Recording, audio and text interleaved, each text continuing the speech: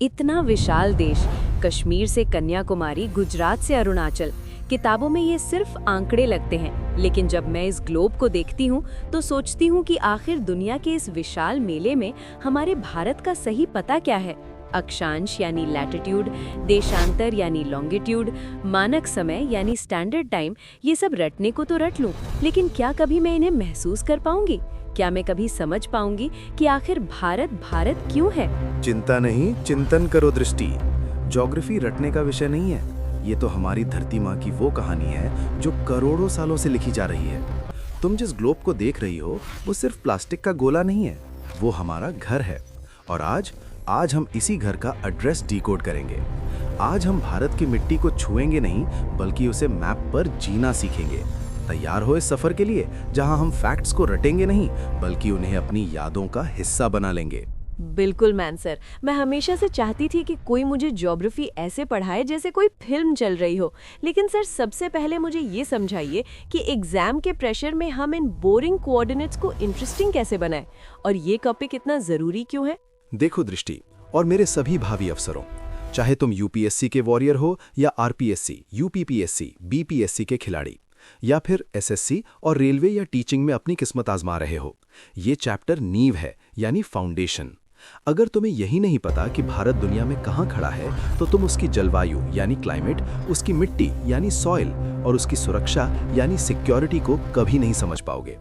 Examiner अब सीधे सवाल नहीं पूछता, वो स्टेटमेंट वाले सवाल यानी स्टेटमेंट बेस्ड क्वेश्चंस दागता है। और मेरा वादा है, इस क्लास के खत्म होने तक भारत का नक्शा तुम्हारे दिमाग में छप जाएगा। हम आज बेसिक से एडवांस सब कवर करेंगे, इंदिरा कोल की ठंड से लेकर इंदिरा पॉइंट की गहराई तक। हमारे फर्स्ट चैप्टर का नाम है भारत की स्थिति और विस्तार, यानी location and extent of India. ये हमारी पहली यूनिट यानी भारत का सामान्य परिचय, मतलब जनरल इंट्रोडक्शन ऑफ इंडिया है, जिसका टॉपिक 1 है। तो चलिए शुरू करते हैं भारत को खोजने का ये मिशन। मान एजुकेशन में आपका स्वागत है। दृष्टि, सोचो अगर एलियंस पृथ्वी पर आएं और तुमसे पूछें कि भारत कहाँ है, तो तुम क्या कहोगी? वो देखो नीचे? नहीं, हमें उन्हें सटीक लोकेशन देनी होगी। सबसे पहले हमें पृथ्वी को 2 हिस्सों में बांटना होगा। ये जो लाल रेखा देख रही हो, ये है 0 डिग्री अक्षांश, यानी भूमध्य रेखा, यानी इक्वेटर। हमारा भारत इसके उत्तर यानी नॉर्थ में है। इसका मतलब अक्षांशीय दृष्टि से भारत पूरी तरह से उत्तरी गोलार्ध यानी नदर्न हेमिस्फीयर में स्थित है। जी मान सर, ये तो क्लियर है। और अगर हम देशांतर यानी लॉन्गिट्यूड की बात करें, यानी वो खड़ी लाइनें, तो 0 डिग्री प्राइम मेरिडियन के हिसाब से हम पूर्व यानी ईस्ट में है। तो तकनीकी रूप से भारत की ग्लोबल लोकेशन हुई नॉर्थ ईस्टर्न हेमिस्फीयर, यानी उत्तर पूर्वी गोलार्ध। सही कहा ना मैंने? बिल्कुल सटीक, 100% करेक्ट। लेकिन एग्जामिनर यहाँ एक चाल चलता है। वो पूछेगा, महाद्वीपीय स्थिति के अनुसार भारत कहाँ है? तब जवाब क्या होगा? तब हम कहेंगे कि एशिया महाद्वीप के दक्षिण मध्य भाग में भारत स्थित है। ये जो हिंद महासागर है ना, इसके माथे पर भारत मुकुट की तरह सजा है। यही लोकेशन हमें व्यापार और सामरिक शक्ति यानी स्ट्रेटेजिक पावर देती है। मान सर, बचपन से रटते आ रहे हैं, भारत उत्तरी गोलार्ध में है, पूर्वी देशांतर में है। क्या यूपीएससी आज भी इतना सीधा सवाल पूछेगा? मुझे लगता है अब वे लोकेशन को जियोपॉलिटिक्स से जोड़कर पूछते हैं। बिल्कुल सही पकड़ा दृष्टि। भूगोल अब केवल नक्शा नहीं, बल्कि रणनीति है। देखो, भारत पृथ्वी के उत्तरी पूर्वी चतुर्थांश यानी नॉर्थ ईस्टर्न क्वाड्रेंट में स्थित है। लेकिन कहानी इतनी सरल नहीं है। करोड़ों साल पहले हम यहाँ नहीं थे। हम गोंडवाना लैंड का हिस्सा थे, अंटार्कटिका के पास। वहां से टूटकर भारतीय प्लेट उत्तर की ओर भागी और यूरेशियन प्लेट से टकराई। इस टक्कर ने ही हिमालय को जन्म दिया। तो तकनीकी रूप से हमारी जियोलॉजिकल लोकेशन गतिशील है। सर, इसका मतलब हमारा अक्षांशीय विस्तार यानी लैटिट्यूडनल एक्सटेंट भी समय के साथ बदला है? हाँ, भूगर्भीय समय में। लेकिन परीक्षा के लिए हमें वर्तमान स्थिति देखनी है। अब आते हैं उस हिस्से पर जहां स्टूडेंट सबसे ज्यादा कंफ्यूज होते हैं, अंकों का खेल। दृष्टि, भारत का मुख्य भूभाग यानी मेनलैंड कहां से शुरू होता है? दक्षिण में कन्याकुमारी से। वहां अक्षांश है 8 डिग्री 4 मिनट उत्तरी अक्षांश, यानी 8 डिग्री 4 मिनट नॉर्थ लैटिट्यूड। और ऊपर लद्दाख में, जहां सियाचिन की बर्फीली हवाएं हैं, वहां हम खत्म होते हैं 37 डिग्री 6 मिनट उत्तरी अक्षांश पर। इसे याद रखने की मेरी मान सर ट्रिक सुनोगी? अरे सर, ट्रिक्स का ही तो इंतजार था। बताइए ना, ये नंबर मिक्स हो जाते हैं। देखो, बहुत सिंपल है। 84 यानी 8 डिग्री 4 मिनट, यानी भारत 84 लाख योनियों के बाद मिलता है। Just kidding. बस 84 याद रखो। 376, इसे ऐसे याद रखो कि उत्तर में धारा 370 हटी थी, तो 370 के पास क्या है? 376। आईपीसी की धारा नहीं, बस नंबर याद रखने के लिए। तो अक्षांश हुआ 8 डिग्री 4 मिनट एन से 37 डिग्री 6 मिनट एन। वाह सर, 370 से 376, ये कभी नहीं भूलूंगी। और देशांतर यानी लॉन्गिट्यूड के लिए? गुजरात से अरुणाचल? पश्चिम में गुजरात का कोना 68 डिग्री 7 मिनट पूर्वी देशांतर, और पूर्व में अरुणाचल का आखिरी छोर 97 डिग्री 25 मिनट पूर्वी देशांतर। ट्रिक याद रखना, 687 687 सीक्वेंस में है लगभग, और 9725। ध्यान देना दृष्टि, दोनों में ईस्ट यानी पूर्व लगेगा। कई बार एग्जाम में ऑप्शन आता है 68 डिग्री 7 मिनट वेस्ट, और बच्चा गलती कर देता है क्योंकि गुजरात भारत के पश्चिम में है, लेकिन ग्लोब पर तो हम पूर्व में है ना। ये गलती कभी मत करना। दृष्टि, अब वक्त है परीक्षा का। जो सीखा उसे परखने का। ये सवाल देखो जो अक्सर कमीशन पूछता है। प्रश्न है, भारत के अक्षांशीय यानी लैटिट्यूडनल और देशांतरीय यानी लॉन्गिट्यूडनल विस्तार में डिग्री का अंतर लगभग समान, लगभग 30 डिग्री है। फिर भी उत्तर दक्षिण की दूरी 3214 किलोमीटर, पूर्व पश्चिम की दूरी 2933 किलोमीटर से ज्यादा क्यों है? क्या हमारी पृथ्वी चपटी है? सर, ये तो बेसिक ज्योमेट्री है। अक्षांश रेखाएं यानी लैटिट्यूड्स एक दूसरे के समानांतर होती है, जैसे रेलवे ट्रैक। उनके बीच की दूरी हर जगह लगभग 111 किलोमीटर रहती है। लेकिन देशांतर रेखाएं यानी लॉन्गिट्यूड्स खरबूजे की फांकों की तरह होती हैं। भूमध्य रेखा पर चौड़ी, लेकिन ध्रुवों पर जाकर मिल जाती हैं। जैसे जैसे हम भारत में उत्तर की ओर बढ़ते हैं, दो देशांतरों के बीच की दूरी कम होती जाती है। इसीलिए पूर्व पश्चिम विस्तार सिकुड़ जाता है। क्या मैंने सही पकड़ा सर? अद्भुत, ब्रिलियंट, बिल्कुल सही। उत्तर दक्षिण लंबाई 3214 किलोमीटर है, यानी कश्मीर से कन्याकुमारी तक। पूर्व पश्चिम चौड़ाई 2933 किलोमीटर है, यानी गुजरात से अरुणाचल प्रदेश तक। अंतर लगभग 281 किलोमीटर का है, और इसका कारण यही है कि देशांतर रेखाएं ध्रुवों पर मिल जाती हैं, यानी कन्वर्जेंस ऑफ लॉन्गिट्यूड्स। स्टूडेंट्स, इस बात को गांठ बांध लो, ये कथन और कारण यानी असर्शन एंड रीजन वाले प्रश्नों का फेवरेट टॉपिक है। एग्जाम्स में ऐसे कॉन्सेप्ट्स पूछे जाते हैं। अब देखो भारत के विस्तार का तुलनात्मक अपडेटेड डेटा। आयाम यानी डायमेंशन, विस्तार यानी एक्सटेंट, दूरी यानी डिस्टेंस इन किलोमीटर्स। मुख्य तथ्य: अक्षांशीय यानी लैटिट्यूडनल, विस्तार यानी एक्सटेंट 8 डिग्री 4 मिनट एन से 37 डिग्री 6 मिनट एन यानी मुख्य भूमि, 6 डिग्री 45 मिनट एन यानी संपूर्ण भारत, दूरी 3214 किलोमीटर यानी उत्तर दक्षिण कश्मीर से कन्याकुमारी तक, कश्मीर से कन्याकुमारी, देशांतरीय यानी लॉन्गिट्यूडनल 68 डिग्री 7 मिनट ईस्ट से 97 डिग्री 25 मिनट ईस्ट, दूरी 2933 किलोमीटर यानी पूर्व पश्चिम, गुजरात से अरुणाचल प्रदेश, कुल क्षेत्रफल 32,87,263 वर्ग किलोमीटर, विश्व का 2.4%, विश्व में 7वां स्थान। इस टेबल को ध्यान से देखो, अक्षांश और देशांतर दोनों का फैलाव लगभग 30 डिग्री है। 37 - 8 = 29, 97 - 68 = 29। फिर भी उत्तर दक्षिण लंबाई 3214 किलोमीटर, पूर्व पश्चिम 2993 किलोमीटर से लगभग 281 किलोमीटर ज्यादा क्यों है? क्या हमारी पृथ्वी चपटी है? सर ये तो बेसिक ज्योमेट्री है। अक्षांश रेखाएं यानी लैटिट्यूड्स एक दूसरे के समानांतर होती हैं, जैसे रेलवे ट्रैक।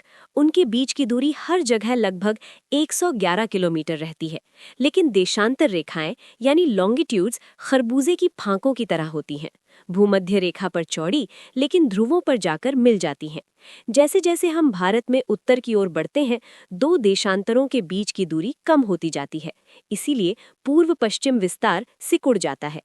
वैसे दृष्टि, एक बात बताऊं, हम भारत की जमीन को तो नाप रहे हैं, जो कि बेहद जरूरी है, लेकिन इस जमीन पर राज करने वाले नियम यानी हमारा संविधान यानी पॉलिटी, अगर वो समझ नहीं आया तो प्रशासन कैसे चलाओगी? अक्सर स्टूडेंट्स मुझसे कहते हैं, सर ज्योग्राफी तो मैप से हो जाती है, लेकिन पॉलिटी के आर्टिकल्स सर दर्द बन जाते हैं। इसीलिए हमने एक रेवोल्यूशन शुरू किया है। टेस्ट क्यू ऐप पर हमने संविधान टेस्ट सीरीज लॉन्च की है। ये कोई आम टेस्ट सीरीज नहीं है, इसमें हर एक ऑप्शन का 360 डिग्री पोस्टमार्टम किया गया है। अगर तुमने गलत जवाब दिया तो वो तुम्हें सिर्फ सही जवाब नहीं बताएगा, बल्कि ये भी बताएगा कि बाकी 3 ऑप्शन क्यों गलत हैं और उनका इतिहास क्या है। पॉलिटी का हेडेक हमेशा के लिए खत्म। तो क्लास के बाद डिस्क्रिप्शन में दिए लिंक से एक बार चेक जरूर करना। मजबूर हो जाओगी ज्वाइन करने के लिए, क्योंकि क्वालिटी बोलती है। जी सर, मैंने तो ज्वाइन कर लिया है और सच में वो व्याख्या वाला पार्ट गजब है। अब वापस अपने मैप पर चले, मुझे वो टाइम मशीन वाला कॉन्सेप्ट समझना है। बिल्कुल, अब चलते हैं द टाइम मशीन, मानक समय रेखा यानी स्टैंडर्ड मेरिडियन पर। दृष्टि, तुमने कभी सोचा है, जब अरुणाचल प्रदेश में सुबह के 4 बजे सूरज दादा अपनी किरणें बिखेर देते हैं, तब गुजरात के द्वारका में लोग गहरी नींद में होते हैं। वहां सूर्योदय 2 घंटे बाद होता है। अगर हर जगह का अपना लोकल टाइम होता तो ट्रेनें कैसे चलती, ऑफिस कैसे खुलते? वही तो सर, 30 डिग्री का विस्तार है और पृथ्वी को 1 डिग्री घूमने में 4 मिनट लगते हैं। तो 30 × 4 = 120 मिनट्स, यानी पूरे 2 घंटे का अंतर। ये तो बहुत कंफ्यूजन पैदा कर देगा। बिल्कुल, इस अराजकता को रोकने के लिए हमें एक मिडिल पाथ चाहिए था, एक ऐसी लाइन जो भारत के बीचों बीच से गुजरे। हमने चुना 82.5 डिग्री ईस्ट लॉन्गिट्यूड को। क्यों? क्योंकि ये 68 डिग्री 7 और 97 डिग्री 25 के लगभग बीच में है। और ये रेखा कहाँ से गुजरती है? प्रयागराज यानी इलाहाबाद के पास नैनी से, या कह लो मिर्जापुर से। हाँ, वही कालीन भैया वाला मिर्जापुर। अरे सर, मिर्जापुर का नाम लिया तो अब तो याद रहेगा ही। लेकिन सर, ये रेखा किन किन राज्यों से होकर गुजरती है? एग्जाम में ये सीक्वेंस में लगाने को आता है। इसकी कोई धांसू ट्रिक है आपके पास? है ना, मेरी स्पेशल बाहुबली ट्रिक। लिखो, ट्रिक है, यूपी में एमपी की छत उड़ी आंधी से। इमेजिन करो, आंधी आई और छत उड़ गई। यूपी यानी उत्तर प्रदेश, एमपी यानी मध्य प्रदेश, छत यानी छत्तीसगढ़, उड़ी यानी उड़ीसा और आंधी यानी आंध्र प्रदेश। याद रखना, ये तेलंगाना से नहीं गुजरती।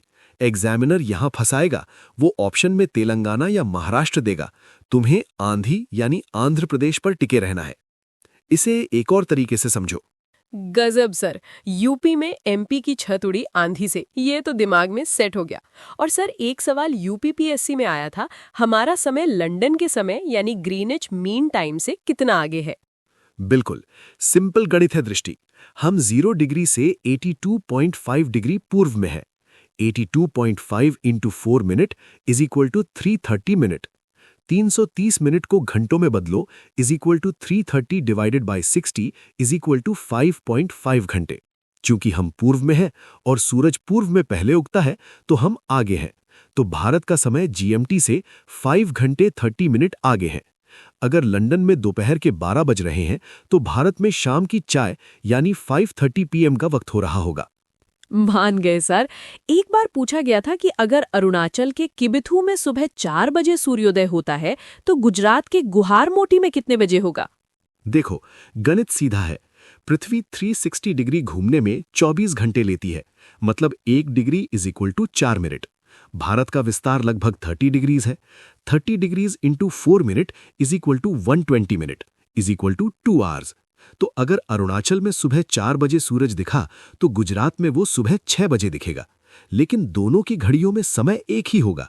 और यही हमारा अगला बड़ा मुद्दा है, भारतीय मानक समय यानी IST। 82.5 degree east longitude. लेकिन सर, आज़ादी के इतने सालों बाद भी पूर्वोत्तर भारत के लोग चाय बागान टाइम की मांग क्यों करते हैं? क्या एक ही टाइम जोन होना उनके साथ अन्याय नहीं है? ये एक बहुत ही संवेदनशील और प्रशासनिक मुद्दा है दृष्टि। देखो, जब गुवाहाटी में सुबह 4:30 बजे धूप निकल आती है तो ऑफिस 10 बजे खुलते हैं, मतलब सुबह के 5-6 घंटे बर्बाद, और शाम को 4 बजे अंधेरा हो जाता है, जिससे बिजली की खपत बढ़ती है। लेकिन सरकार ने 82.5 डिग्री ईस्ट को ही मानक माना है, जो मिर्जापुर यूपी या नैनी प्रयागराज से गुजरती है। कारण क्या? प्रशासनिक एकता यानी एडमिनिस्ट्रेटिव यूनिटी। रेलवे सिग्नलिंग, रक्षा संचार और ग्रिड सिंक्रोनाइजेशन से अराजकता से बचने के लिए हालांकि वैज्ञानिकों और CSIR ने 2 टाइम जोन का सुझाव दिया था, लेकिन अभी तक इसे लागू नहीं किया गया है। अब बात करते हैं उस रेखा की जो भारत की जलवायु की गेम चेंजर है, कर्क रेखा यानी ट्रॉपिक ऑफ कैंसर। दृष्टि, ये रेखा भारत को 2 हिस्सों में बांटती है। उत्तरी भारत यानी सब ट्रॉपिकल जोन, जहां सर्दी भी पड़ती है और गर्मी भी। दक्षिणी भारत यानी ट्रॉपिकल जोन, जहां साल भर गर्मी रहती है, कड़ाके की सर्दी नहीं पड़ती। ये रेखा 8 राज्यों से होकर गुजरती है और यहां से सवाल हर साल टपकता है, चाहे वो आपका कोई भी एग्जाम हो। सर, इसकी ट्रिक तो मुझे भी पता है, मित्र पर गमछा झार। क्या ये सही है? हाँ, ये बहुत पुरानी और प्रसिद्ध ट्रिक है, लेकिन हम इसे मैप के हिसाब से पश्चिम से पूर्व यानी वेस्ट टू ईस्ट के क्रम में याद रखेंगे, क्योंकि आजकल एग्जाम में क्रम पूछा जाता है। चलो मेरे साथ मैप पर चलो। ग से गुजरात थोड़ा सा हिस्सा, र से राजस्थान, डूंगरपुर को छूती हुई और बांसवाड़ा के बीच में से RPSC वाले ध्यान दे। म से मध्य प्रदेश, सबसे ज्यादा लंबाई यही है।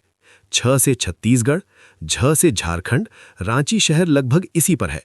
प से पश्चिम बंगाल, त्र से त्रिपुरा, मी से मिजोरम। इसके लिए मेरी एक और सिनेमैटिक ट्रिक याद रखना। गुजराती राजा made chief justice win the match. इस वाक्य को डिकोड करते हैं। गुजराती से गुजरात यानी गुजरात, राजा से राजस्थान, मेड से मध्य प्रदेश, चीफ से छत्तीसगढ़, जस्टिस से झारखंड, विन से पश्चिम बंगाल, द से त्रिपुरा और मैच से मिजोरम। हो गया ना आसान? अब कभी नहीं भूलोगी। लेटेस्ट ट्रेंड का सवाल बताओ। ट्रेंड एनालिसिस, किस राज्य की राजधानी कर्क रेखा के सबसे नजदीक है? सर, रांची, झारखंड, उसके बाद भोपाल, MP और गांधीनगर, गुजरात। सर, आपने राजस्थान का जिक्र किया, मैं राजस्थान से हूँ, तो क्या आप बता सकते हैं कि राजस्थान में कर्क रेखा की लंबाई कितनी है? जरूर। राजस्थान में कर्क रेखा की लंबाई लगभग 26 किलोमीटर है। ये बांसवाड़ा जिले के कुशलगढ़ से होकर गुजरती है और डूंगरपुर के चीखली गांव को छूती है। माही नदी इसे 2 बार काटती है। ये फैक्ट RPSC के फेवरेट है। नेक्स्ट, द एक्सट्रीम पॉइंट्स यानी भारत के 4 धाम। अब हम चलेंगे भारत के उन कोनों पर जिसके आगे भारत की सीमा खत्म हो जाती है। हमारे सुदूरस्थ बिंदु यानी एक्सट्रीम पॉइंट्स। सबसे उत्तरी बिंदु यानी northern most point Indira call, ये लद्दाख में है। सियाचिन ग्लेशियर में 5764 मीटर की ऊंचाई पर कराकोरम रेंज में है। याद रखना, अब ये JNK में नहीं, लद्दाख UT में है। इसे 1912 में बुलक वर्कमैन ने देवी लक्ष्मी के नाम पर इंदिरा नाम दिया था, न कि इंदिरा गांधी के नाम पर। सबसे दक्षिणी बिंदु यानी सदर्न मोस्ट पॉइंट मेनलैंड, मुख्य भूमि पर केप कोमोरिन या कन्याकुमारी, तमिलनाडु। लेकिन अगर पूछे संपूर्ण भारत का दक्षिणतम बिंदु, तो वो पानी के अंदर अंडमान निकोबार में है, इंदिरा पॉइंट। इसे पिग्मेलियन पॉइंट या पार्सन पॉइंट भी कहते थे। 6 डिग्री 45 N पर 2004 की सुनामी में इसका काफी हिस्सा डूब गया था। सर, उत्तर में कॉल और दक्षिण में पॉइंट और पूर्व पश्चिम? Good observation. नेक्स्ट, सबसे पूर्वी बिंदु यानी ईस्टर्न मोस्ट किबिथु, अरुणाचल प्रदेश के अंजाव जिले में। यहां भारत में सबसे पहले सूरज दिखता है। और सबसे पश्चिमी बिंदु यानी वेस्टर्न मोस्ट गुहार मोती या सर क्रीक, गुजरात, कच्छ के रण में। याद रखने का तरीका, उत्तर दक्षिण में इंदिरा कॉमन है, इंदिरा कॉल से इंदिरा पॉइंट। पूर्व पश्चिम में सूर्योदय से सूर्यास्त, किबिथु से गुहार मोती। सर, किबिथु के बारे में मैंने सुना है कि अब इसे आखिरी गांव नहीं बल्कि भारत का पहला गांव कहा जाता है। सही। सरकार ने वाइब्रेंट विलेजेस प्रोग्राम यानी वाइब्रेंट विलेजेस प्रोग्राम के तहत सीमावर्ती गांवों को फर्स्ट विलेज का दर्जा दिया है, ताकि वहां विकास हो और पलायन रुके। किबिथु से ही लोहित नदी भारत में प्रवेश करती है। और याद है 1962 के युद्ध में वालोम की लड़ाई यहीं पास में लड़ी गई थी। Next, the Cliff hanger. अभी तो नापी है मुट्ठी भर जमीन। तो दृष्टि और मेरे जाबाज दोस्तों, आज हमने भारत के बॉडी को समझा, उसकी लंबाई, चौड़ाई और विस्तार को जाना। हमने देखा कि कैसे 82.5 डिग्रीज हमारी घड़ियों को सेट करता है और कैसे कर्क रेखा हमारे मौसम को। दृष्टि, हमने भारत का पता तो ढूंढ लिया, लेकिन क्या तुम्हें अंदाजा है कि जिस जमीन पर हम खड़े हैं वो असल में कितनी बड़ी है? अक्सर हम किताबों में रट लेते हैं 32,87,263 वर्ग किलोमीटर, लेकिन ये सिर्फ एक नंबर नहीं है। ये इतना बड़ा क्षेत्रफल है कि इसमें पूरा यूरोप, रूस को छोड़कर समा सकता है। अगर हम पूरी दुनिया की जमीन यानी ग्लोबल लैंड एरिया को 100% मान लें तो भारत के हिस्से में आता है केवल 2.4%। लेकिन कहानी अभी खत्म नहीं हुई है। क्या तुम्हें पता है भारत की समुद्री सीमा यानी मैरिटाइम बाउंड्री कहां तक है? क्या तुम्हें पता है कि भारत के पड़ोसी देशों के साथ हमारे सीमा विवाद यानी बॉर्डर डिस्प्यूट्स क्या है? रेड क्लिफ लाइन और मैकमोहन लाइन के पीछे की खूनी कहानी क्या है? ये सब और भारत के आकार और क्षेत्रफल का वो सच जो अक्सर छुपाया जाता है, हम जानेंगे आगे। सर सिर्फ 2.4% सर, सुनने में तो ये बहुत कम लगता है। हम तो 7वें नंबर पर है ना? यही तो विडंबना है दृष्टि, और यहीं से एक थॉट बनता है। हमारे पास जमीन है दुनिया की 2.4%, लेकिन हम बोझ उठा रहे हैं दुनिया की लगभग 17.5% पॉपुलेशन का 2011 की जनगणना के अनुसार, और अब तो हम 140 करोड़ पार कर चुके हैं। सोचो संसाधनों पर कितना दबाव है। क्षेत्रफल के हिसाब से हम 7वें नंबर पर हैं। ट्रिक याद रखने के लिए, रुक चीन अब आ Bharat, R Russia, C Canada, C China. ध्यान रखना, कुछ अमेरिकी स्रोतों में यूएसए को तीसरा माना जाता है, लेकिन एनसीईआरटी चीन को मानती है। U USA, B Brazil, A Australia, Bharat. और दृष्टि, एक इंटरेस्टिंग फैक्ट बताऊं, हम रूस के 1/5वें हिस्से के बराबर हैं और अमेरिका के 1/3 हिस्से के बराबर। अब चलते हैं सरहदों पर, वो लकीरें जिनके लिए हमारे जवानों ने खून बहाया है। भारत की कुल स्थलीय सीमा लगभग 15,200, ध्यान रखना सटीक आंकड़ों में 15,106.7 किलोमीटर है, गृह मंत्रालय की रिपोर्ट के अनुसार। ये सीमा हम 7 देशों के साथ साझा करते हैं। दृष्टि, क्या तुम्हें लगता है कि हमारी सबसे लंबी सीमा चीन या पाकिस्तान के साथ होगी? सर नक्शे में तो चीन बहुत बड़ा दिखता है, तो शायद चीन, या फिर पाकिस्तान के साथ हमारा इतना विवाद रहता है तो पाकिस्तान। यही वो ट्रैप है जहां स्टूडेंट्स फंसते हैं। नक्शा कई बार आंखों को धोखा देता है। हमारी सबसे लंबी सीमा बांग्लादेश के साथ है। हैरान हो गई ना?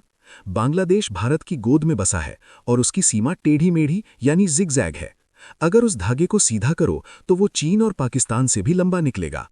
मेरी बचपन एमबीए वाली ट्रिक याद है ना? हाँ सर, बचपन में एमबीए किया। बांग्लादेश, जिसकी लंबाई 4096.7 किलोमीटर है, ये सबसे लंबी है। China 3488 kilometre. Pakistan 3323 kilometre.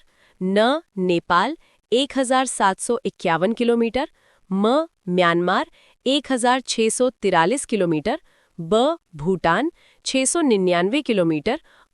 Afghanistan 106 kilometre. ये सबसे छोटी है। बिल्कुल सही। अब जरा इसमें डिटेलिंग का तड़का लगाते हैं जो यूपीएससी और स्टेट पीएससी मांगते हैं। बांग्लादेश 4096.7 किलोमीटर, इसे रेड क्लिफ लाइन ही कहते हैं क्योंकि पहले ये पूर्वी पाकिस्तान था। 5 राज्य से छूते हैं। वेस्ट बंगाल सबसे लंबी, त्रिपुरा, मेघालय, मिजोरम, असम। खास फैक्ट, त्रिपुरा 3 तरफ से बांग्लादेश से घिरा है। वहां की सीमा को शून्य रेखा यानी जीरो लाइन भी कहते हैं। ये सवाल कई बार एग्जाम्स में आ चुका है। एक एस्पिरेंट के रूप में तुम्हें लेटेस्ट करंट अफेयर्स को भूगोल से जोड़ना होगा। चीन के साथ क्या नया हुआ है? सर अक्टूबर 2024 में भारत चीन सीमा गश्त समझौता यानी India China border patrol agreement हुआ है। ये बहुत चर्चा में था। बिल्कुल। 2020 की गलवान झड़प के बाद पूर्वी लद्दाख में स्थिति तनावपूर्ण थी। इस नए समझौते के तहत देपसांग और डेमचौक क्षेत्रों में पेट्रोलिंग को 2020 से पहले वाली स्थिति में बहाल कर दिया गया है। भूगोल का एंगल, देपसांग का महत्व इसकी दौलत बेग ओल्डी हवाई अड्डे से निकटता है। डेमचौक सिंधु नदी के पास है। यूपीएससी पूछेगा हाल ही में चर्चा में रहे देपसांग और डेमचौक किस नदी घाटी या पर्वत श्रृंखला के पास हैं, तो याद रखना ये अक्साई चीन और लद्दाख के जंक्शन पर हैं। और सर नेपाल के साथ जो नक्शे का विवाद था? वो अभी भी सुलग रहा है दृष्टि। 2024-25 में नेपाल ने एक नया 100 रुपए का नोट जारी करने की घोषणा की, जिसमें लिपुलेख, कालापानी और लिम्पियाधुरा को नेपाल के क्षेत्र के रूप में दिखाया गया है। विवाद की जड़ 1816 की सुगौली संधि। इसमें कहा गया था कि काली नदी के पश्चिम का हिस्सा भारत का और पूर्व का नेपाल का। लेकिन नदी का उद्गम कहाँ है, लिम्पियाधुरा में या कालापानी में? यही झगड़े की जड़ है। भारत का कहना है कि ये क्षेत्र उत्तराखंड के पिथौरागढ़ जिले का हिस्सा है और रणनीतिक रूप से महत्वपूर्ण है, क्योंकि लिपुलेख दर्रा कैलाश मानसरोवर यात्रा का मार्ग है। सर, दक्षिण में भी कुछ हलचल है? मालदीव और श्रीलंका? दक्षिण हमारा मैरीटाइम बैकयार्ड है। कच्चा थी वो। 1974 में भारत ने ये द्वीप श्रीलंका को दे दिया था। 2024-25 में तमिलनाडु के राजनैतिक दलों और मछुआरों ने इसे वापस लेने की मांग तेज कर दी है। ये पाक जलडमरू मध्य में है। मालदीव 2023-24 में इंडिया आउट अभियान के बाद संबंध बिगड़े थे, लेकिन जुलाई 2025 में भारतीय प्रधानमंत्री की माले यात्रा और राष्ट्रपति मोइजू के साथ बैठक ने संबंधों को रीसेट यानी रिकैलिब्रेट किया है। भारत अब वहां हनी माधु एयरपोर्ट और थिलामले ब्रिज जैसे बड़े इंफ्रास्ट्रक्चर प्रोजेक्ट्स को तेजी से पूरा कर रहा है। भूगोल के नजरिए से मालदीव हमारे मिनिकॉय यानी लक्षद्वीप से केवल 70 नॉटिकल माइल्स दूर है। 8 डिग्री चैनल द्वारा अलग होता है। अब बात करते हैं ड्रैगन की।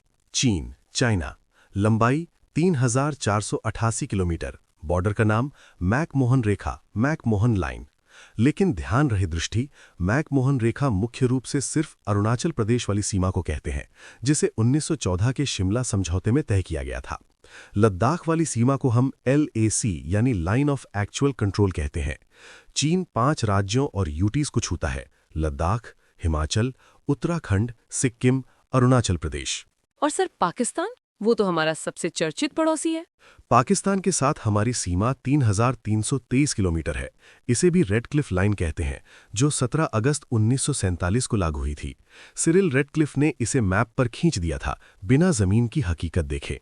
राज्यों का क्रम उत्तर से दक्षिण: Ladakh, JNK, Punjab, Rajasthan, Gujarat. RPSC RAS special fact: अगर आप में से कोई भी दोस्त राजस्थान से हो तो तुम्हें पता होना चाहिए कि राजस्थान की 1070 किलोमीटर सीमा पाकिस्तान से लगती है। इसे हम अंतर्राष्ट्रीय सीमा कहते हैं। 5 जिले, अब नए जिलों के बाद भलौदी भी शामिल हो गया है, इसे छूते हैं। और गुजरात में, वहां सर क्रीक का विवाद है, जो 24 डिग्री उत्तरी अक्षांश के पास एक दलदली इलाका है। नेक्स्ट है द प्रीवियस ईयर क्वेश्चन।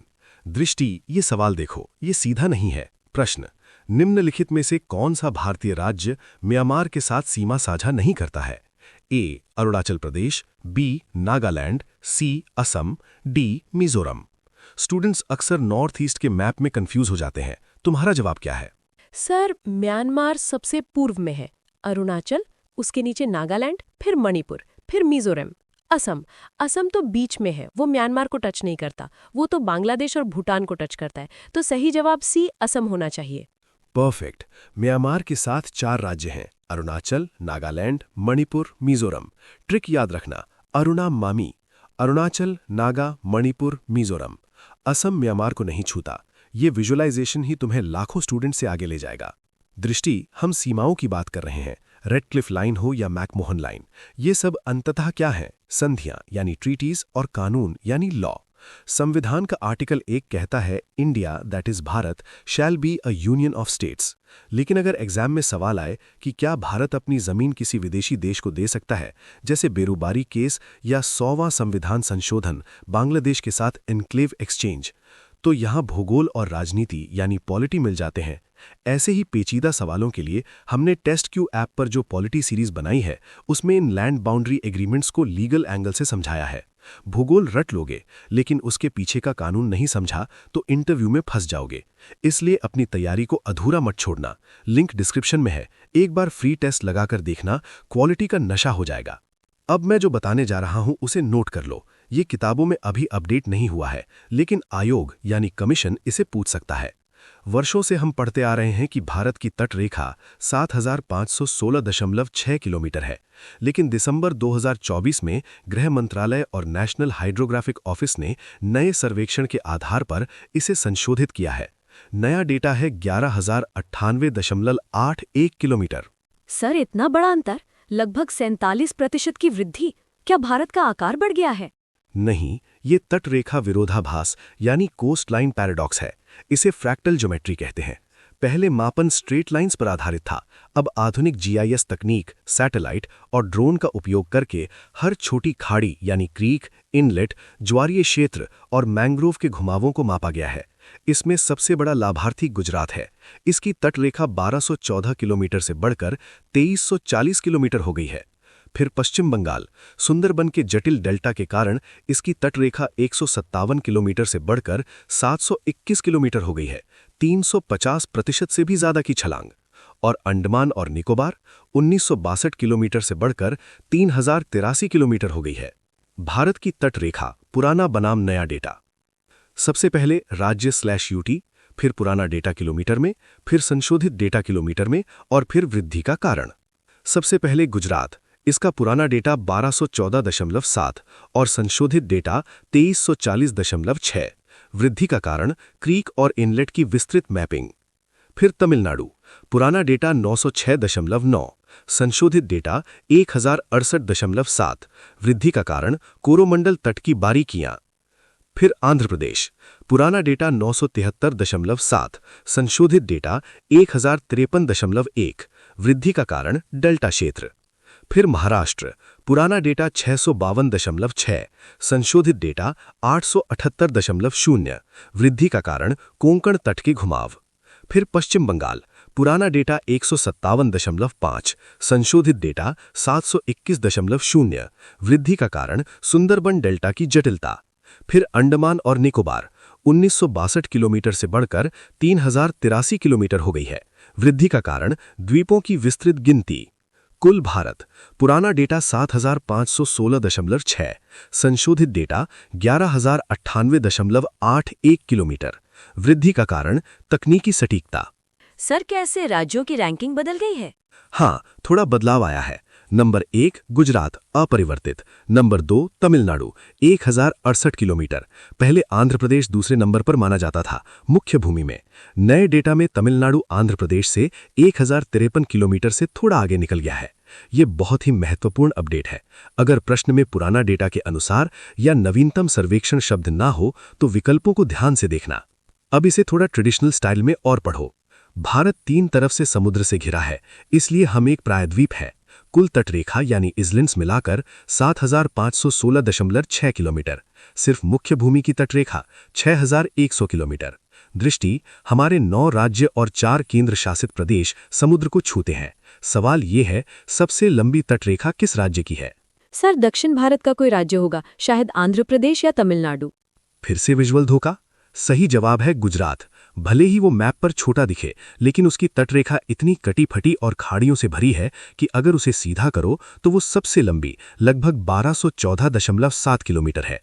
क्रम यानी सीक्वेंस याद रखना। GAT गुजरात सबसे लंबी, A आंध्र प्रदेश दक्षिण भारत में सबसे लंबी, T तमिलनाडु और सबसे छोटी गोवा लगभग 101 किलोमीटर। और दृष्टि, समुद्र में सिर्फ पानी नहीं, कानून भी चलता है। UN क्लॉस यानी United Nations Convention on the Law of the Sea के अनुसार प्रादेशिक जल सीमा यानी टेरिटोरियल सी तट से 12 नॉटिकल मील तक है। यहाँ भारत का पूरा अधिकार है, जैसे जमीन पर। संलग्न क्षेत्र यानी कंटिजुअस जोन 24 नॉटिकल मील तक है। यहाँ हम सीमा शुल्क यानी कस्टम्स और सफाई का अधिकार रखते हैं। अनन्य आर्थिक क्षेत्र यानी EEZ 200 नॉटिकल मील तक है। यहाँ मछली पकड़ने और तेल निकालने यानी रिसोर्सेज का अधिकार हमारा है, लेकिन जहाज किसी भी देश के आ जा सकते हैं। ध्यान रखना, 1 नॉटिकल मील बराबर 1.852 किलोमीटर। जाते जाते एक जादुई फैक्ट। भारत का एक ऐसा केंद्र शासित प्रदेश है जो 3 राज्यों में बिखरा हुआ है।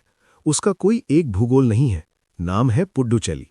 इसके 4 जिले हैं जो एक दूसरे से सैकड़ों किलोमीटर दूर हैं। माहे केरल के तट पर अरब सागर में, यानम आंध्र प्रदेश के तट पर गोदावरी के पास, पुडुचेरी और कराईकल तमिलनाडु के तट पर। यह सवाल IAS प्रीलिम्स में आया था कि पुडुचेरी का विस्तार किन किन राज्यों में है। सर, ये तो सच में बिखरा हुआ प्रदेश है। माहे, यानम, कराईकल, नोट कर लिया। आज तो दिमाग की बत्ती जल गई।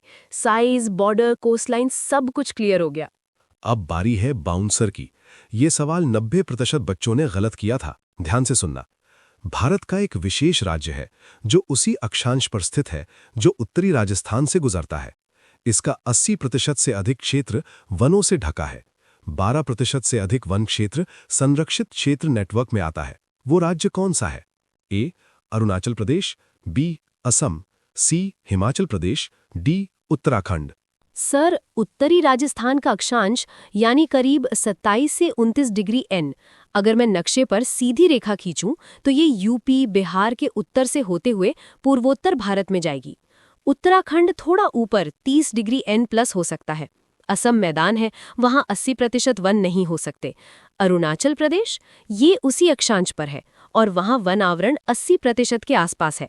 नामदफा जैसे बड़े पार्क भी वहीं हैं, तो उत्तर ए अरुणाचल प्रदेश होना चाहिए। अद्भुत, यही लॉजिक चाहिए। एक और, आरपीएससी आरएएस के लिए राजस्थान का आकार कैसा है? ए. आयताकार, बी. विषम कोणीय चतुर्भुज यानी रोम्बस या इर्रेगुलर रोम्बॉइड, सी. गोलाकार, डी. त्रिभुजाकार। सर, ये टीएच हैंडले ने कहा था, राजस्थान का आकार विषम कोणीय चतुर्भुज या पतंगाकार यानी काइट शेप्ड है। बिल्कुल सही। और यूपीपीएससी वालों के लिए उत्तर प्रदेश का कौन सा जिला 4 राज्यों को छूता है? सोनभद्र, ये मध्य प्रदेश, छत्तीसगढ़, झारखंड और बिहार को छूता है। ये भारत का एकमात्र ऐसा जिला है। अभी तो हमने सिर्फ बाहरी आवरण यानी आउटर शेल देखा है दृष्टि। असली रोमांच तो नेक्स्ट पार्ट में शुरू होगा, जब हम भारत के अंदर घुसेंगे। हम चलेंगे हिमालय की उन चोटियों पर जहां ऑक्सीजन कम और रोमांच ज्यादा है। हम जानेंगे कि हिमालय भारत का रक्षा कवच कैसे है और कैसे उसका जन्म हुआ। अगली क्लास भारत का भौतिक विभाजन, उत्तर का पर्वतीय प्रदेश यानी फिजिकल डिविजन्स ऑफ इंडिया पर होगी। वो क्लास मिस मत करना, क्योंकि वहां से ज्योग्राफी की असली सांसें चलती हैं। दोस्तों, इस लेक्चर को रिवाइज करना, मैप प्रैक्टिस करना और अपने सपनों को कभी मरने मत देना।